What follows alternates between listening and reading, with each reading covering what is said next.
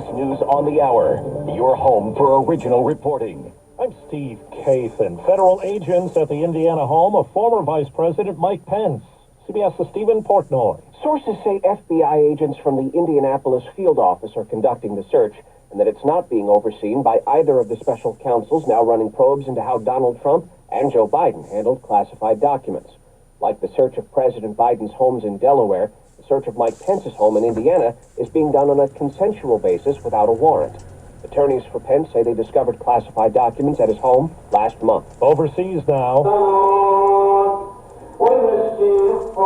Prayers in Syria ahead of the first Sabbath since the quake that killed more than 22,000 in that country and Turkey. CBS's Chris Livesay spoke to a member of an American rescue team. So that's still a possibility. There could still be survivors here. We hope so, and that's why we're going to keep trying. Time may be dwindling, but there's reason for hope. In the form of Yagis Ullah, just 10 days old. He spent 4 of them buried alive. His mother was also saved. 3 people, including a 6-year-old boy, were pulled out alive today in Syria. CBS's Ramy Inocencio has more on the life-threatening situation for many survivors.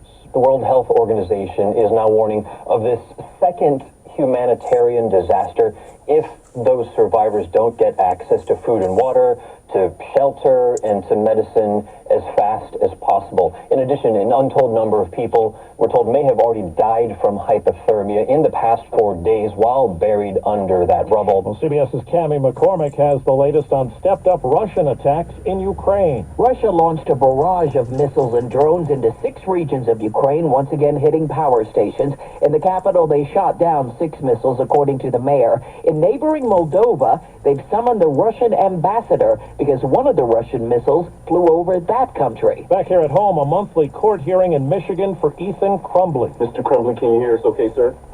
Yes, I can. And are you okay with proceeding via Zoom this morning? Yes, Editor.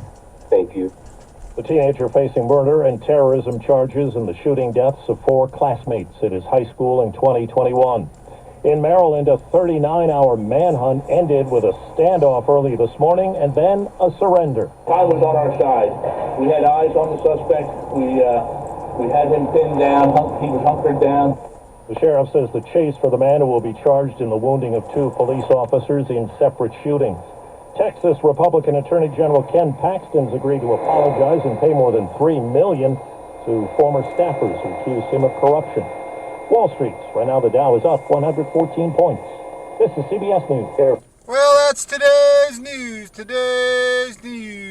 I didn't hear any good news, did you? I didn't think so. I guess it's all about perspective. The glass is half full. Well, as always, I'd like to thank you again for coming along with me on these Dash Cam News adventures. You know the drill.